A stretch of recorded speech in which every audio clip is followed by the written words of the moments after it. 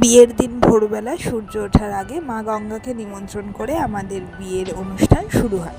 ভোরবেলা আমার দধিমঙ্গল সেরে জেঠিমা, কাকিমা, দিদি, মামুনি সবাই মিলে চলে যায় মা গঙ্গাকে নেমন্তন্ন করতে। আমার ছোটো মাই ঘর ডোবানোর কাজটা করে। সঙ্গে আমার ভাইরাও গেছিলো, তাই জন্য এই ক্লিপসগুলো পেয়েছি।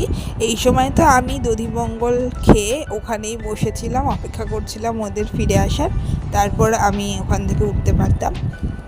এত ভোরে ঘুম থেকে উঠে আবার রেডি হয়ে বসে দই চিড়ে খাওয়া একটা অন্যরকম এক্সপিরিয়েন্স। বিয়ের অনেক ঝক্কি ঠিকই, কিন্তু এই স্মৃতিগুলোই সারা জীবন রয়ে যায়। বিয়ে তো লোকের বারবার হয় না, হয় একবারই, তাই এই স্মৃতিগুলোই জীবনের সবচেয়ে মধুর স্মৃতি হিসাবে রয়ে যায়। ওরাও মা গঙ্গাকে নেমন্তন্ন করে আস্তে আস্তে বাড়ির দিকে ফেরে। বাড়ি ফিরে আরও অনেক কাজ।